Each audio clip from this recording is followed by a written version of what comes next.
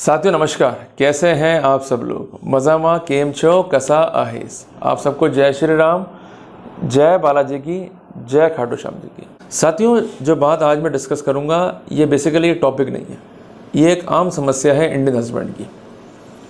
जब भी डिस्प्यूट होगा हमारा और हमारी वाइफ का और पत्नी पीयर जाके बैठ जाएगी तो हम उसको समझाएंगे, मनाएंगे, वो नहीं आएगी, फिर हम जाएंगे एडवोकेट के पास, या तो हम फाइल करेंगे केस उसको साथ लेके आने का, या करेंगे फाइल केस अलग होने का। अल्टीमेटली वी गॉट कन्फ्यूज, साथ लेके आए या छोड़ दें। कुछ वकील ये मानते हैं कि अगर आप साथ लेके नहीं आए और आपने डिवोर्स फाइल कर दिया तो कोर्ट जो है एक बड़ा खर्चा बांध सकती है।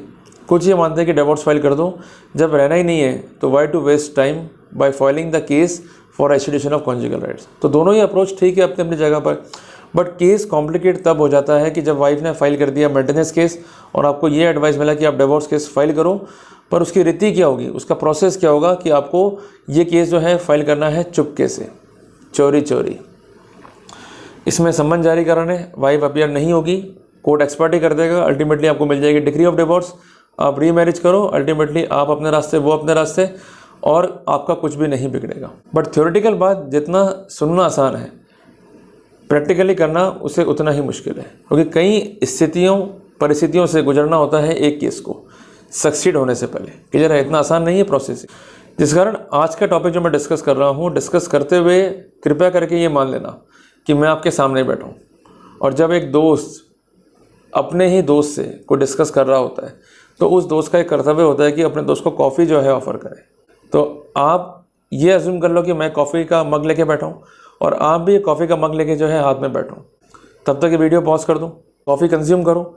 अब उसके बाद जो है इस वीडियो के कंटेंट को सुनो तसल्ली से, एक एक बात को जो है नोट डाउन करते हुए चलो, ताकि हमें कोई ट्रबल नहीं हो और हम स्ट्रेटेजिकली जो है वे आउट निकाल सकें ऐसी प्रॉब्लम को डील विद करने के लिए। क्लियर है।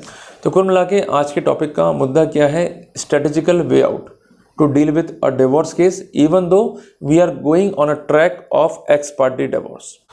साथियों, जब भी आप डिवोर्स केस फाइल करोगे और आपसे कहा जाएगा कि भाई आप प्रोसीड कीजिए हिडन मैनर में, मीन्स चोरी चोरी चुपके चुपके, तो थ्योरेटिकली बड़ा मज़ा आएगा, अरे भाई जाओ केस फाइल कर दो, नोटिस जारी हो जाएंगे, वो आएगी नहीं, एक्सपर्टी हो जाएगा।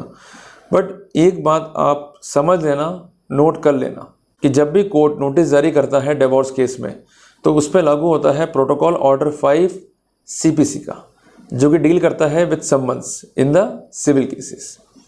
दूसरी बात यह कि डिवोर्स जो है बेसिकली एक सिविल रेमेडी है, जिस कारण डिवोर्स की जो प्रोसीडिंग है उसके तहत जो भी प्रोविज़न हिंदू मैरिज एक्ट में है उसमें ऐसा कोई रूल्स नहीं है कि सम्मन्स कैसे इशू होंगे, उसका प्रोसेस क्या होगा, जिसके लिए हमें रिलाई करना होता है ऑर्डर 5 CPC पे। क्लियर हो गया। तीसरी इंपॉर्टेंट बात यह है कि जब भी कोर्ट सम्मन जारी करेगा वाइफ को, वाइफ अपीयर नहीं होगी तो वहाँ पर कोर्ट के पास ऐसा कारण है विश्वास करने का कि सम्मन्स जो है उसको ड्यूली सर्व हो गए हैं और वो अपीयर नहीं हुई है रिक्वेस्ट टाइम एंड डेट पे, तो कोर्ट वहाँ पर एक्सपर्टी प्रोसीड करता है। बट इसमें दो प्रोटोकॉल जो है आपको देखने को मिलेंगे। जब भी आप केस फाइल करते हो फैमिली कोर्ट में तो कोर्ट पहली पेशी पे एक्सपर्टी नहीं करता है। कोर्ट जो है एक मौका देता है वाइफ को ये लिखते हुए कि वास्ते उचित कार्रवाई व आदेश, कि सम्मन जो है सर्व हो गए हैं, वो अपीयर नहीं हुई है, आवाज़ें लगाई गई हैं, फिर भी उसको एक मौका दिया जाना आवश्यक है, वास्ते उचित कार्रवाई एंड आदेश में ये फाइल जो है पुटअप हो जाती है 99% केसेस के अंदर। कई बार ऐसा होता है कि आपने सम्मन जो है भिजवाए और सम्मन जो है किसी और ने रिसीव कर ली, वाइफ ने रिसीव नहीं करे, और ऐसा कोई कारण नहीं है विश्वास करने का कोर्ट के पास में कि ये सम्मन जो है वाइफ ने रिसीव किए हों, तो ऐसी स्थिति में कोर्ट जो है सम्मन दोबारा इशू करता है। और कई बार ऐसा भी होता है कि अगर कंसर्न जो पक्षकार है दूसरे डिस्ट्रिक्ट या स्टेट का है तो कोर्ट वहाँ पर स्पीड पोस्ट से भी जो है सम्मन्स को जारी करता है। जब सम्मन जारी होते हैं स्पीड पोस्ट से और कंसर्न लड़की पक्ष को मिल गए और उस कंसर्न एक्नॉलेजमेंट पर लड़की का हस्ताक्षर है या वो एक्नॉलेजमेंट नहीं लौटा, आपके पास पोस्टल रिसिप्ट है, तो कोर्ट वहाँ पर अवधारणा ले सकता है। बट पॉइंट ये है कि अवधारणा लेने की दो स्थितियाँ फाइल पर होनी चाहिए। पहली बात तो ये कि नोटिस या सम्मन्स जो है वो सर्व हो गए और डेलिबरेटली जो है वो अपीयर नहीं हुई। दूसरी बात है कि सम्मन्स या नोटिस जो हैं जो भेजे गए स्पीड पोस्ट से, जो कि रजिस्टर्ड पोस्ट है, वो सम्मन्स जो है लौटा दिए गए। क्लियर हो गया आपको, या लेने से मना कर दिया, या डोर जो है क्लोज है, या क्लेम्ड तो है बट जानकारी माने के बाद आपने उसको कर दिया अनक्लेम्ड। मैं बात कर रहा हूँ लड़की पक्ष वालों की। तो उस सिनेरियो के अंदर जब ऐसी स्थिति कोर्ट के सामने होगी तो ऐसे भी जजमेंट कहीं हैं ऑनरेबल सुप्रीम कोर्ट के जहाँ पर ये स्पष्ट है कि कोर्ट जो है प्रोसीड कर सकता है एक्स पार्टी, जिसके लिए सेक्शन 27 जनरल क्लॉज एक्ट के प्रोविजंस या प्रोटोकॉल जो है वो लागू हो जाएंगे। क्लियर हो गया आपको? तो कुल मिला के ये जो रास्ता है पहला, ये बहुत कॉम्प्लिकेटेड रास्ता है। अगर इस रास्ते में हम लोग फेलियर हो गए या अल्टीमेटली हमने कोई ऐसा काम कर दिया जो गलत है या इलीगल है, तो हमारे लिए वहाँ पर ट्रबल हो सकता है। कई बार ऐसा भी था कि हमें एडवाइस ये मिलता है कि आप एक काम करो कि एक एड्रेस जो है खुद का ही क्रिएट कर दो, उस पर सम्मन्स को भिजवाओ और ये दिखा दो कि वाइफ वहाँ पर किराए पर रहती है। सम्मन जाएंगे और कंसर्न जो टेनेंट है या जो कंसर्न व्यक्ति है वो सम्मन्स को रिसीव कर लेगा उस वाइफ के बिहाफ पे, देन इट इज़ सफिशिएंट, काम हो जाएगा अपना। ऐसी गलतियाँ मत करो, क्योंकि देखो बाद में जब लड़की कोर्ट में आएगी तो वो कोर्ट में अपना आधार कार्ड देगी और ये शो कर देगी भाई मैं उस एड्रेस पर नहीं रहती हूँ, केस आपका ही बिगड़ेगा। और ऑर्डर 9 रूल 13 CPC में कोर्ट जो है सेट असाइड भी कर सकता है एक्स पार्टी को। और एक्स पार्टी ऑर्डर होने का मतलब ये नहीं है कि एक्स पार्टी ऑर्डर आपने ले लिया बाय प्लेइंग फ्रॉड तो अब कुछ बिगड़ेगा नहीं आपका। इसलिए मैं कहता हूँ बार बार आपको कि जो भी काम आप कर रहे हो इट शुड बी लीगल, गलत सलत काम नहीं करने हैं। ये गलतियाँ जो मैंने आपको बताई है पॉइंट नंबर 1 पे, ये गलतियाँ अमूमन लोग करते हैं कि फर्जी बता देकर नोटिस सर्व करा दिए, वाइफ को पता चलेगा नहीं, अल्टीमेटली अपन ने फ़ायदा ले लिया। तो अगर ऐसा आप कर रहे हैं तो इस कंडीशन में आपके विरुद्ध फॉर्जरी में कानूनी कार्रवाई हो सकती है। तो यूजुअली इस पैटर्न को यूजुअली अवॉइड करना आपने को। क्लियर है? दूसरा पैटर्न क्या है कि जिस पते वाइफ रह रही है उस पते पर जो है आपको सम्मन भिजवाने हैं। अब किस्मत आपकी तेज़ है और वो सम्मन्स वहाँ गए और वाइफ ने सम्मन नहीं लिए या उसे लौटा दिए, तो उस कंडीशन में सेक्शन 27 जनरल क्लॉज एक्ट पर हम रिलाई कर सकते हैं। ऐसे कई मामले मैंने देखे कि जहाँ पर हस्बैंड ने जो है सम्मन भिजवाए, वाइफ ने जो है सम्मन नहीं लिए और वाइफ बाद में कोर्ट में आ गई। उसका कहना ये कि जो कंसर्न पोस्टमैन है ये मेरे हस्बैंड से मिल गया। और कई बार ऐसा हो सकता है, अगर वाइफ कह रही है तो ऐसा हो भी सकता है कि पोस्टमैन जो है हस्बैंड से मिल गया और पोस्टमैन ने हस्बैंड से मिला भगती करके कुछ अनड्यू एडवांटेज लेके उस एड्रेस पर जाके ये लिख दिया कि भाई इस नोटिस को या डाक को जो है लेने से मना किया। तो ऐसी स्थिति में आपको यह बात ध्यान रखनी कि जब भी ऐसा एक्नॉलेजमेंट लौट के आएगा पोस्टमैन का, तो वहाँ पर court section 27 general clause act की उपधारणा जो है ले सकता है। अगर वाइफ कहते हैं कि भाई ये गलत हुआ है या फॉर्जरी हुई है या उसके साथ चीटिंग हुई है, तो ये बर्डन वाइफ पर है, उसके लिए उसको कानूनी कार्रवाई करनी होगी। अगर वो कानूनी कार्रवाई नहीं करती है या कानूनी कार्रवाई करती है विफल हो जाती है तो definitely we will be on the front seat. इस बात का विषय ध्यान रखना। और ये जो सेकंड मेथड है ये कॉमनली यूज़ में होता है और यूज़ में लिया जाता है, जहाँ पर सम्मन जा रहे हैं, वाइफ नहीं लेती है और सम्मन्स को जो है वो रिफ्यूज़ करती है जो कि स्पीड पोस्ट से भेजे गए हैं और कोर्ट जो है प्रोसीड करता है एक्स पार्टी के लिए।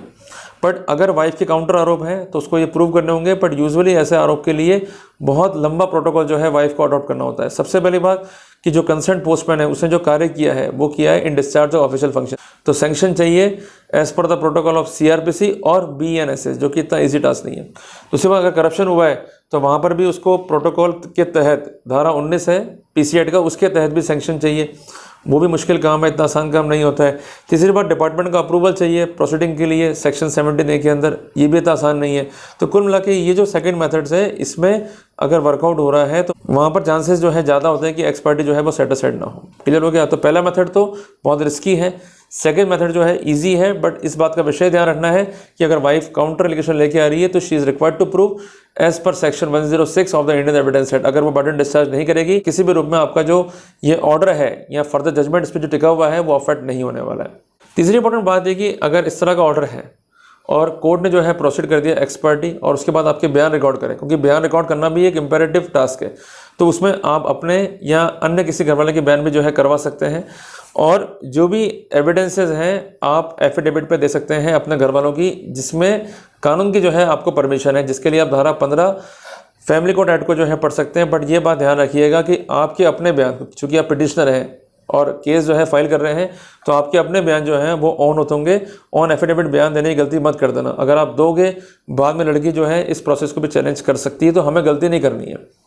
चौथी इंपॉर्टेंट बात, जब कोर्ट जो है तय करेगा एक्स पार्टी तो उस कंडीशन में कोर्ट जो है जजमेंट पास करेगा और जजमेंट जो है फॉलो होगा बाय डिक्री ऑफ डिवोर्स। अगर डिक्री नहीं है तो आपका मेहनत ही खराब हो गया। तो जब भी आप कोर्ट जाएं तो डिक्री कॉपी जो है ले लें पहले, जजमेंट तो बाद में आता रहेगा। डिक्री अगर आपने हाथ में है तो फिर कोई दिक्कत नहीं है, डिक्री एक ऑथेंटिक प्रूफ है। अब क्या होता है कि जब आपके हाथ में डिक्री आ गया, जजमेंट आ गया, आपको उस पॉइंट से जो है 90 दिन वेट करना है। कई बार ऐसा होता है कि कोर्ट जो है लड़की को समन्स जो है जारी करती है कि भाई हमने इस केस में डिवोर्स कर दिया है, अगर आपको ऑब्जेक्शन है तो आप आकर जो है अपनी आपत्ति दर्ज करा सकते हैं। As per protocol of order 9 rule 13 of CPC इसका लिमिटेशन जो है वो 30 दिन का है। और as per the other protocols of Hindu marriage act कि जहाँ पर अपील फाइल होनी है, including the protocol of family court act, इसमें 2 कन्फ्लिक्टिंग व्यू है, 30 दिन का भी है, 90 दिन का भी है। तो जो हमारा हायर साइड है 90 दिन का, उसको लेके हम चलेंगे। अगर 90 दिन में कोई अपील नहीं है, कोई प्रोसीडिंग चैलेंज नहीं हुई है, तो वहाँ पर आप सेकंड मैरिज कर सकते हैं। उसके बाद में अगर वाइफ आती है और मोड नंबर 2 जो है आपने लिया हुआ है कि जहाँ पर पोस्टमैन ने लिख के दिया कि संबंध से मना कर दिया, तो वहाँ पर चांसेस रिस्क के जो है वो बहुत कम हो जाते हैं। तो बात छोटी सी है पर ध्यान में रख लेंगे, दिक्कत नहीं आएगी। ध्यान में नहीं रखेंगे तो एक बड़ा ट्रबल जो है हमारे लिए क्रिएट हो सकता है। कभी भी अपने शोल्डर पे जो है बर्डन नहीं रहना है। अगर आप सम्मन भिजवा रहे हो और सम्मन जो है लौट के आ गए, उसमें लिखा है कि वाइफ ने जो है रिसीव कर लिया और किसी ने साइंस की फर्जी मार दी है या फर्जी आपने एड्रेस शो किया, तो आपके लिए जो है वो ट्रबल होगा। इससे बेटर ये कि हम सही पते भिजवाएं, फिर आपका भाग्य है भाई। अगर पोस्टमैन जो है लिस्ट पर लिख देता है तो उस कंडीशन में आपको फ़ायदा मिल जाएगा, जैसे मैंने आपको बताया, और वहाँ पर चांसेस जो है कार्रवाई के आप पर नहीं होते हैं।